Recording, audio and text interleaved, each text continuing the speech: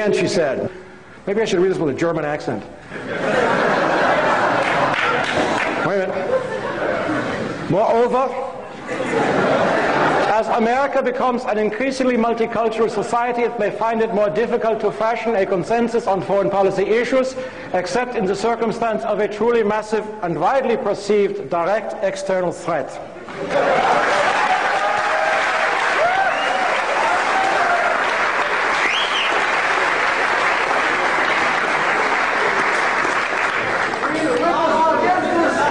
Listen, I want you to know that the Third Reich did not lose the Second World War.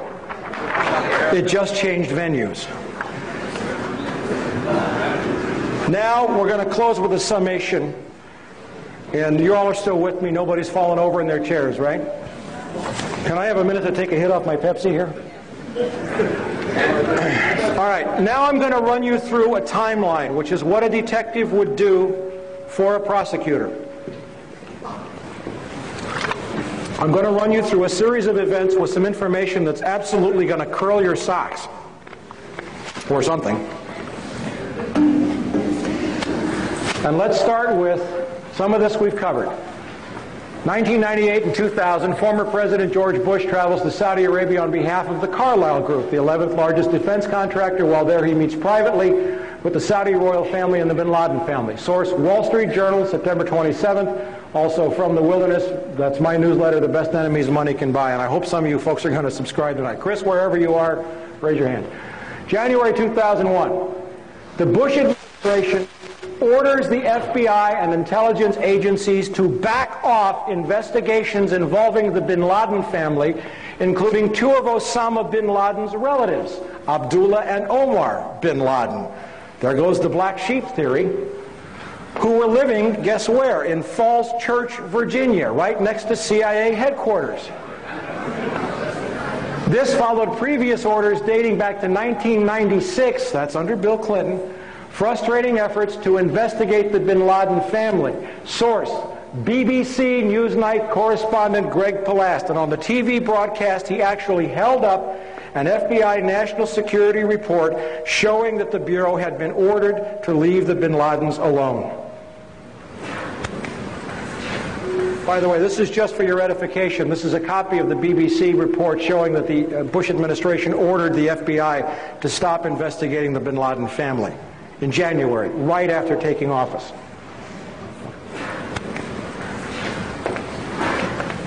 February 13th, UPI terrorism correspondent Richard Sale, while covering a trial of bin Laden's al-Qaeda followers, reports that the National Security Agency has broken bin Laden's encrypted communications. They introduced the evidence into court. The NSA had broken his secure communications. Even if this indicates that bin Laden changed systems in February, it does not mesh with the fact that the government insists that the planning for the September 11th attacks took years. May 2001, Secretary of State Colin Powell gives $43 million in aid to the Taliban. Why? Good question. Purportedly to assist hungry farmers who are starving since the destruction of their opium crop. And in January, on the orders of the Taliban. Source, the Los Angeles Times, May 22. In the year 2000, the UN says that there were 3,276 tons of opium produced in Afghanistan. In 2001, they estimate that the total crop was 185 tons. That's a reduction of 94%. Now, in the Northern Alliance areas, there was an increase. There were two provinces that one place it grew by, I think, 185%, almost doubled, and another it increased tenfold. But even so, the Northern Alliance provinces, with their huge increase, they were 90% of this year's crop, but 90% of 185 tons is not enough to offset. There was a net loss of 3,100 tons of opium And that would have been such a fantastic improvement in the world opium scene. But now that they are replanting fields all over Afghanistan with opium, that possible victory we could have seen over drugs is being wiped out as a result of the U.S. intervention.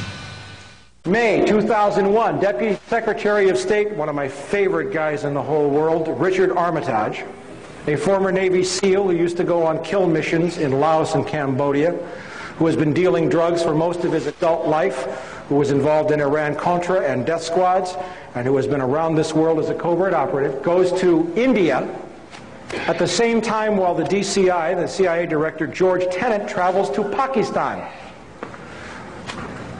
Armitage is the cover. It's a publicized tour. Tenet makes a quiet stop to Pakistan where he spends a long time with General Pervez Musharraf, our great ally in Pakistan. Pakistan's the largest supporter of terrorism in the world, by the way.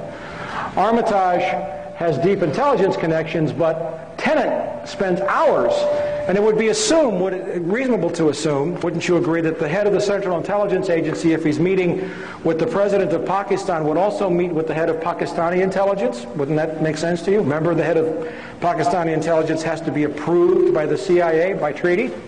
The guy's name is Lieutenant General Mahmood Ahmad.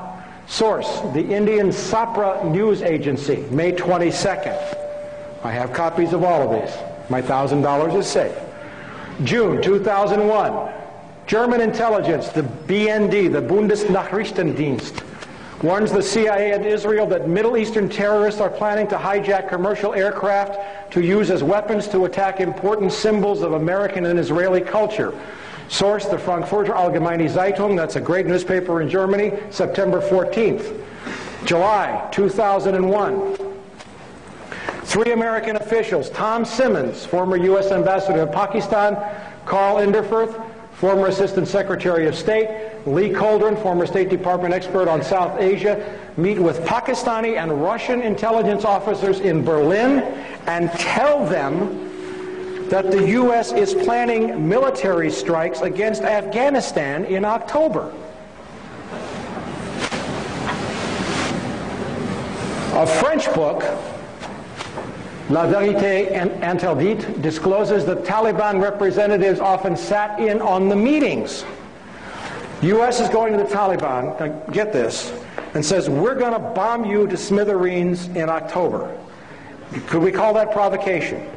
Historically, there is a model. Franklin Roosevelt shut off the Japanese from oil supplies in the late 30s and early 40s to provoke them into attacking Pearl Harbor. Sources, The Guardian, September 22nd, the BBC, September 18th, and the Interpress News Service in Pakistan, November 16th. Summer 2001, according to a September 26th story in Britain's The Guardian, correspondent David Lee reported that U.S. Department of Defense official Jeffrey Starr visited Tajikistan in January. The Guardian's Felicity Lawrence established that U.S. Rangers were training special troops in Kyrgyzstan at that time. And there were unconfirmed reports that Tajik and Uzbek special troops were training in Alaska and Montana. Summer 2001, Pakistani ISI chief General Mahmoud, remember the guy I talked about, the guy that has to be approved by the CIA director by treaty? You're going to love this. Pakistani ISI chief General Mahmoud orders an aide to wire transfer $100,000 to Mohammed Atta, the lead hijacker,